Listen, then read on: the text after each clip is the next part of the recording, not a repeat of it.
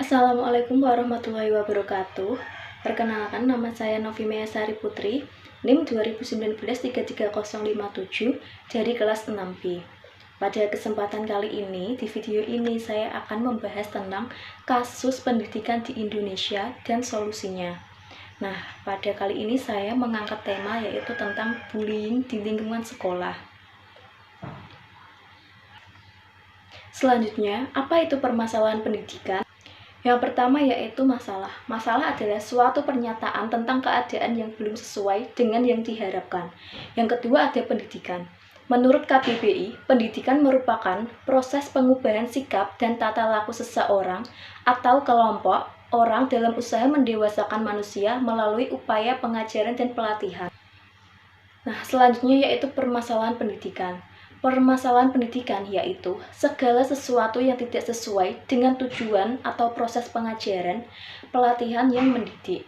Sesuai tema kita dari awal tadi yang kita akan membahas tentang bullying di lingkungan sekolah. Bullying merupakan suatu serangan secara berulang secara fisik, psikologis, sosial, ataupun verbal yang dilakukan dalam posisi kekuatan yang secara situasional. Budaya bullying atau kekerasan atas nama senioritas masih terus terjadi di kalangan peserta didik.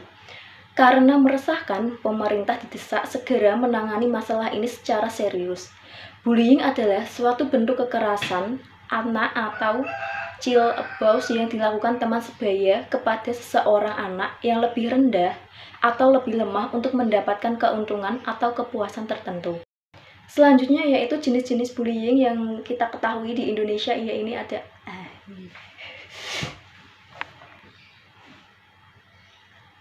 Selanjutnya yaitu jenis-jenis bullying yang kita ketahui di Indonesia, yakni ada 4. Nah, yang pertama yaitu bullying secara verbal.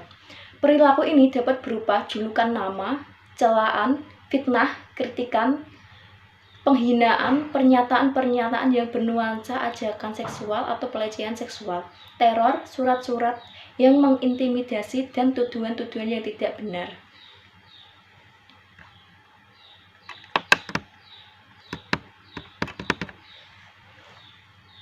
Selanjutnya yang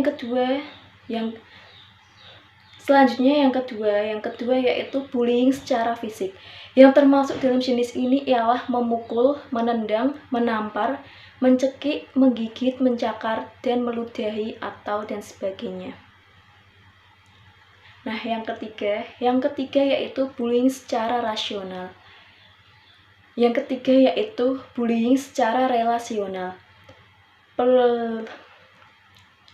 Bullying secara relasional yaitu pelemahan harga diri korban secara sistematis melalui pengabaian, pengucilan, atau penghindaran.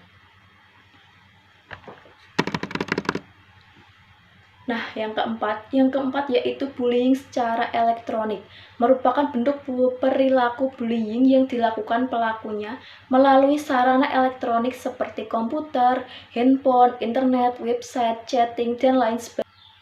Apa aja sih faktor yang bisa memicu bullying di sekolah itu? Nah, yang pertama yaitu ada naluri. Naluri yaitu rasa marah karena suatu hal, terutama karena merasa terancam atau kebutuhannya tidak terpenuhi. Jadi ia melakukan bullying untuk melepaskan emosi yang ia pendam. Nah, pengaruh media di sini ada tayangan televisi, tayangan kartun, adegan sinetron, dan adegan-adegan kekerasan yang ada di dalam televisi.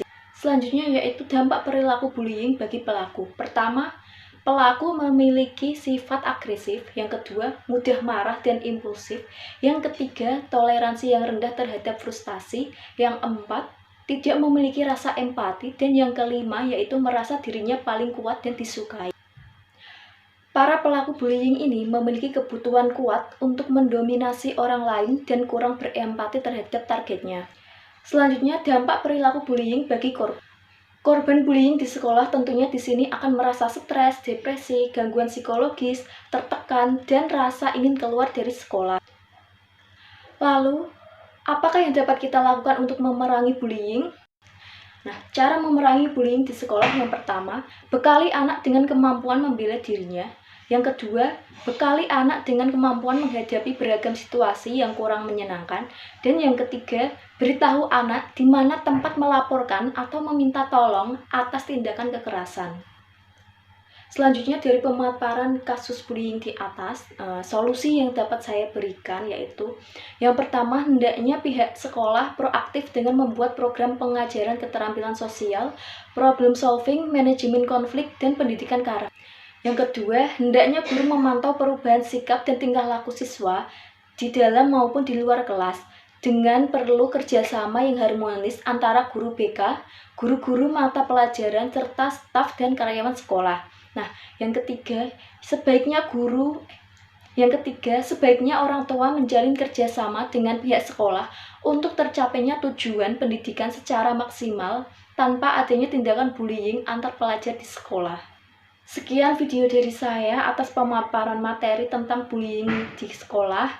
Kurang lebihnya saya memohon maaf. Wassalamualaikum warahmatullahi wabarakatuh.